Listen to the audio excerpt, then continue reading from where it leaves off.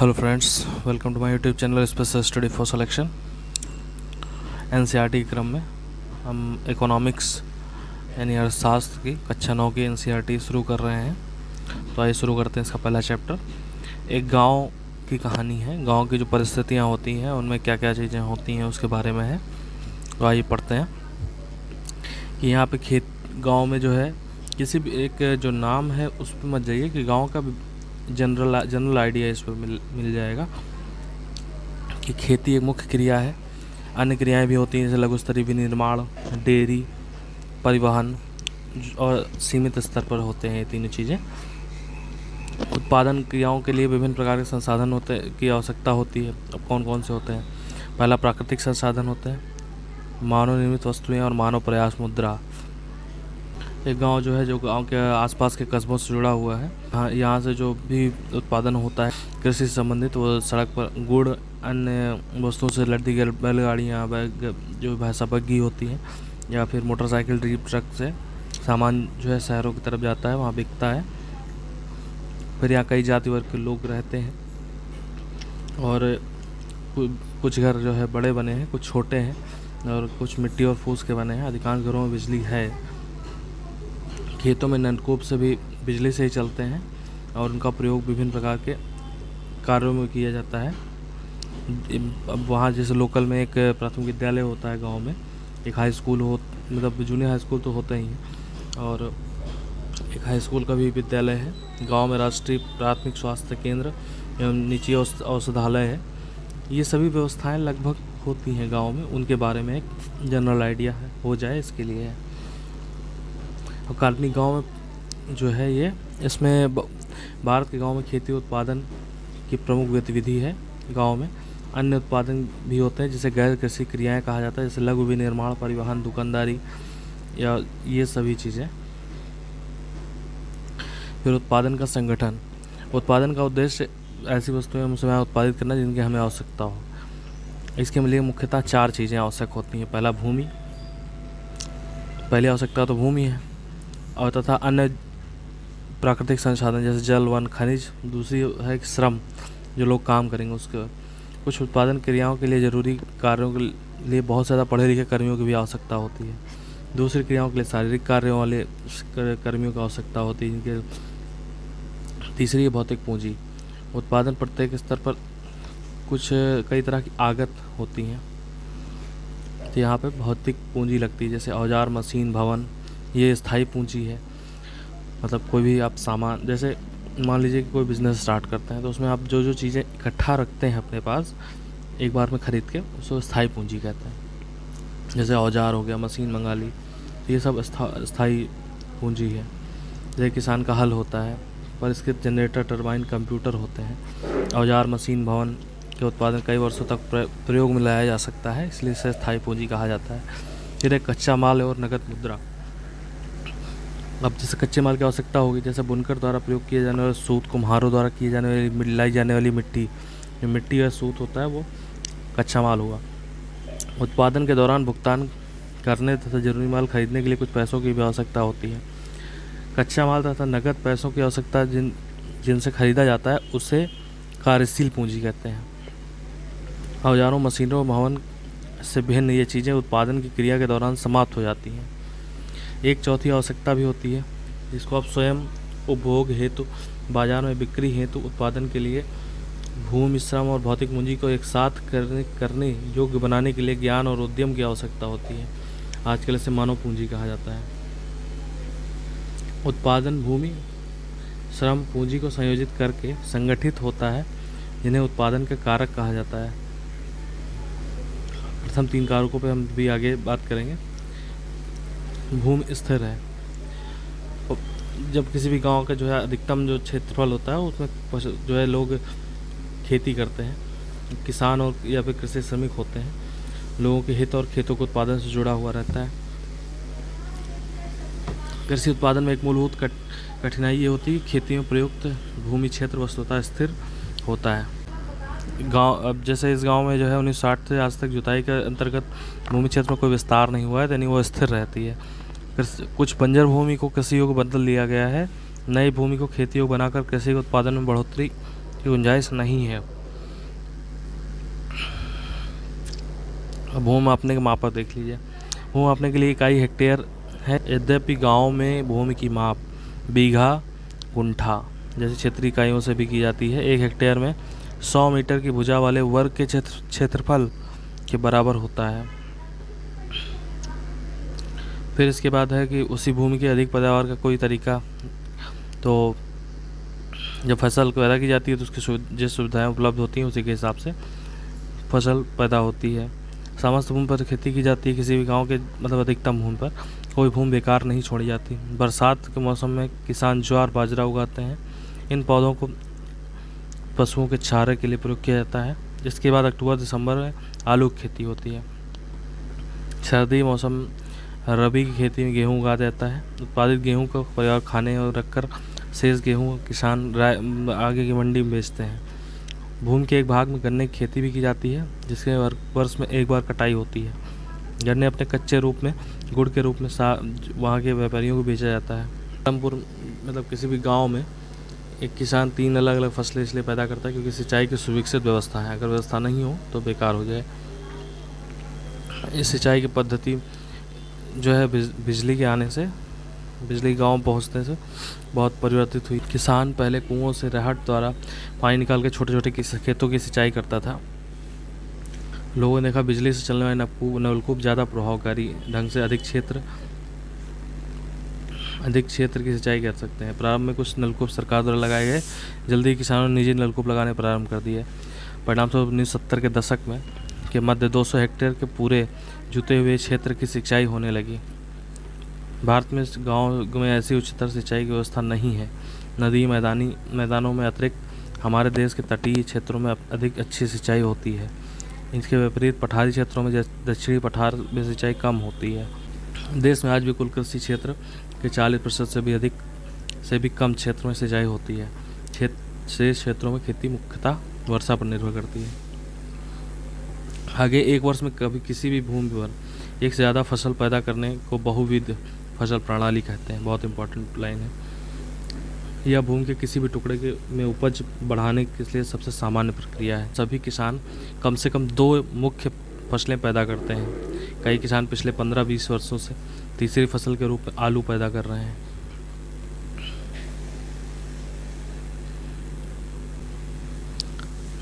यहाँ एक क्रम है जिसमें जुताई क्षेत्र मिलियन हेक्टेयर में दिया हुआ है। 50-51 में 132 था, 90-91 में 186 था, 2000 से 2001 में 186 था, 2010 से 11 में 198, 11-12 96, 12-13 94, फिर 2013-14 में 201 मिलियन हेक्टेयर, 15-16 197, 16-17 200।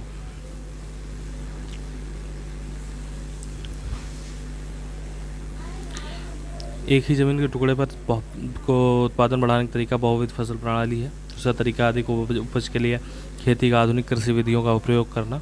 उपज को भूमि के किसी भी टुकड़े में एक ही मौसम में पैदा की फसलों के रूप में मापा जाता है। 1960 के दशक मध्य में खेती पारंपरिक बीजों का प्रयोग कर की जाती है, जिसकी उपज अपेक्षाकृत कम थी। परंपरागत बीजों को कम सिंचाई की आवश्यकता होती थी। किसान उर्वरकों के रूप में गाय की गोबर और प्राकृतिक खाद का प्रयोग करते थे। ये सब किसानों के पास तत्काल ही उपलब्ध होती थी, उन्हें इनको खरीदना नहीं पड़ता था। 1960 के दशक के अंत में हरित क्रांति ने भारत के किसानों को अधिक उपज वाले बीजों के द्वारा गेहूं चावल की खेती करने के तरीके सिखाए। परंपरागत बीजों की तुलना में HIV बीजों से एक ही पौधे से ज़्यादा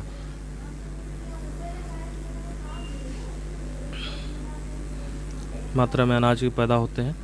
इससे परिणाम स्वरूप जमीन के उसी टुकड़े पर अपेक्षाकृत अधिक पैदावार होती है।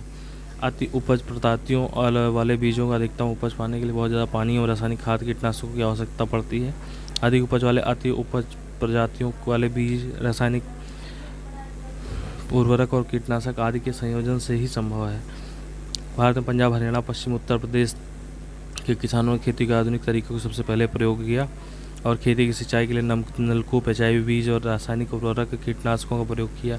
कुछ ने ट्रैक्टर और फसल गहाने वाली मशीनें खरीदी, जुताई और कटाई काम को तेज किया। इनसे गेहूं की ज़्यादा पैदावार हुई। पालमपुर में परंपरागत बीजों के गेहूं की उपज 1300 किलोग्राम प्रति हेक्टेयर थी। HIV की 3200 किलोग्राम प्रति हेक्टेयर पहुंच गई। गेहूं के उत्पादन से बहुत अधिक वृद्धि हुई, अब इससे अंदाज़ा लगा सकते हैं। 65-66 में गेहूं दाल का उत्पादन 10 करोड़ टन था, 15 टन में गेहूं 10 था, और 19-20 में 23 करोड़ टन है, और गेहूं का उत्पादन 108 करोड़ टन है। क्या भूमि यह धारण कर पाएगी? भूमि एक प्राकृतिक संसाधन है, सावधानीपूर्वक प्रयोग करने की जरूरत पड़ती है।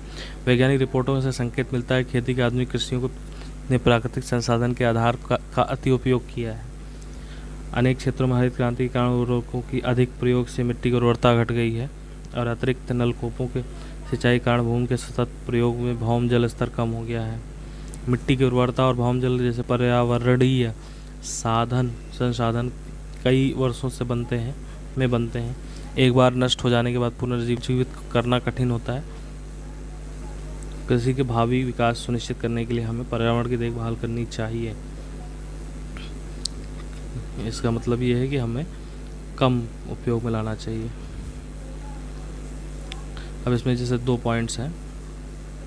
रासायनिक उर्वरक ऐसे खनिज देते हैं जो पानी में घुल जाते हैं और पौधे के तुरंत उपलब्ध हो जाते हैं, लेकिन मिट्टी में इन्हें लंबे समय तक धारण नहीं कर सकती। वे मिट्टी को से निकलकर भौम जल, नदियों, तालाबों और प्रदूषित करते हैं, और रासायनिक उर्वरक मिट्टी के उपस्थित जीवाणुओं, सूक्ष्म अवयवों को भी नष्ट करते हैं। इसका अर्थ है कि उसका प्रयोग से कुछ समय पश्चात मिट्टी की पहले की तुलना में कम उपजाऊ रह जाती है। देश में रासायनिक खाद का सबसे अधिक प्रयोग पंजाब में है। रासायनिक खाद के निरंतर प्रयोग ने मिट्टी की गुणवत्ता को कम कर दिया है। पंजाब के किसानों को पहले का उत्पादन स्तर पाने के लिए अधिक से अधिक रासायनिक उर्वरकों और अन्य आगतों का प्रयोग करना पड़ता है। इसका मतलब है कि वहाँ खेती की लागत बढ़ती जा रही है। अब जैसे यहाँ पे हम देखते हैं कि क्या क्या चीज़ें इसमें ज़रूरी होती हैं। अधिक उपज वाले बीज चाहिए, वो भी पैसे से, उर्वरक वो भी पैसे का, कीटनाशक वो भी पैसे का, फिर बिजली और विद्युत में जो है बिजली का बिल वगैरह, नलकूप का खर्च, ये सभी चीज़ें सब जगहों पर लागत लग रही है। डीजल जो कि प्रेजेंट सिनेरियो में बहुत महंगा है, ठीक है। इसके बाद कृषि यंत्र, इन सभी को लगाने के बाद उपज तो बढ़ी, लेकिन उसकी लागत बढ़ती चली गई। ये आज की कृषि की सबसे बड़ी समस्या है। लागत के हिसाब से उत्पादन और उतना फ़ायदा नहीं मिल पाता है। नेक्स्ट है, खेती के लिए भूमि कितनी महत्वपूर्ण है। दुर्भाग्यवश खेती के काम में लगे सभी लोगों के पास खेती के लिए पर्याप्त भूमि नहीं है। गाँव के चारों ओर छोटे छोटे खेत होते हैं, छोटे किसान खेती करते हैं। दूसरी ओर गाँव के आधे से ज़्यादा क्षेत्र काफ़ी बड़े आकार के प्लाट हैं। परिवार हैं 2 हेक्टेयर से अधिक भूमि की खेती करते हैं, वो मझले और यह बड़े किसान होते हैं। कुछ किसानों के पास 10 हेक्टेयर से अधिक की भूमि है, वो बड़े किसान हैं। फिर है श्रम की व्यवस्था। भूमि के पश्चात श्रम का दूसरा आवश्यक कारक है। खेती में बहुत ज़्यादा परिश्रम की आवश्यकता होती है। छोटे किसान अपने परिवारों के साथ खेतों में काम करते हैं और वे खेती का आवश्यक श्रम की व्यवस्था को स्वयं ही करते हैं। मझोले किसान, बड़े किसान खेती में काम करने के लिए दूसरे श्रमिक लगाते हैं। खेतों में काम करने के लिए श्रमिक या भूमिहीन परिवारों से आते हैं। बहुत ही छोटे प्लाटों में खेती करने वाले परिवारों से भी आते हैं। खेती में काम करने वाले श्रमिकों का उगाई गई फसल पर कोई अधिकार नहीं होता जो किसानों को होता है, बल्कि उन्हें किसानों द्वारा मजदूरी मिलती है, जिसके लिए वो काम करते हैं। मजदूरी नगद वस्तु या अनाज के रूप में हो सकती है। कभी कभी श्रमिकों को भोजन भी मिलता है। मजदूरी के लिए एक क्षेत्र से दूसरे क्षेत्र जाते हैं। एक फसल दूसरी फसल, खेत में एक वर्ष में दूसरी कृषि कार्य अलग अलग होती है। रोजगार की अवधि में काफ़ी भिन्नताएँ हैं। खेती में काम करने वाले श्रमिक या तो दैनिक मजदूरी के आधार पर कार्य करते हैं, या तो फिर कार्य विशेष जैसे कटाई या पूरे साल के लिए काम पर रखा जाता है। श्रमिक हैं, वो लगातार काम ढूंढते रहते हैं। इनका न्यूनतम वेतन एक दिन का 300 रुपये है, जो कि मार्च 2019 में निर्धारित किया गया है। लेकिन यहाँ पर जो है उनको 160 रुपये ही मिलते हैं। इसलिए लोग कम वेतन पर भी काम करने को सहमत होते हैं, क्योंकि श्रमिकों में बहुत ज़्यादा स्पर्धा है। खेती के लिए आवश्यक पूंजी। अब आधुनिक तरीकों से जब खेती होती है तो पूंजी की आवश्यकता होगी। तो अधिसंख्य छोटे किसान पूंजी की व्यवस्था करने के लिए पैसा उधार लेते हैं, और बड़े किसानों से या गांव के साहूकारों से उधार लेते हैं। व्यापारी से कर्ज लेते हैं। कर्जों का ब्याज की दर ऊंची होती है। कर्ज चुकाने के लिए उन्हें बहुत कष्ट सहना पड़ता है। आगे छोटे किसानों के विपरीत मझोले और बड़े किसानों की खेती में बचत होती है। इस तरह वे आवश्यक पूंजी की व्यवस्था कर लेते हैं। इन किसानों को बचत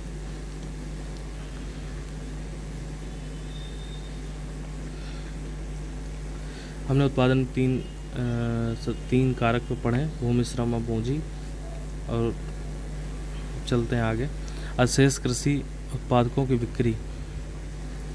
अब 3 कारकों का प्रयोग करके भूमि गेहूँ पैदा किया, गेहूँ कटाई हुई मान लीजिए, और वे परिवार को उपयोग के लिए कुछ गेहूँ रख लिए, अधिशेष को बेच देते हैं, क्योंकि कुछ कुल उत्पादन बहुत कम होता है, इसलिए एक बड़ा भाग वे परिवार की आवश्यकताओं के लिए रख लेते हैं। इसलिए मझोले और बड़े किसान ही बाज़ार में गेहूँ की पूर्ति करते हैं।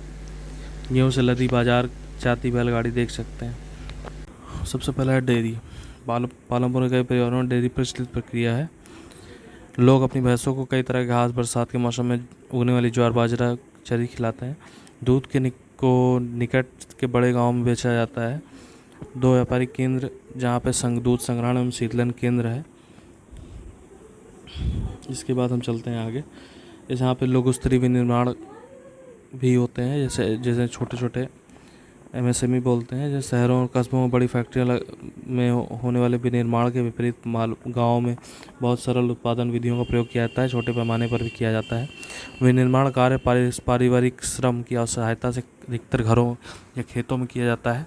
श्रमिकों को कभी कभार किराए पर लगाया जाता है। यहाँ पे दुकानदार। पालमपुर में ज़्यादा लोग व्यापार नहीं करते। पालमपुर में व्यापारिक वे दुकानदार हैं जो शहरों में थोक बाज़ारों से कई प्रकार की वस्तुएं खरीदते हैं, उन्हें गांव में लाकर बेचते हैं।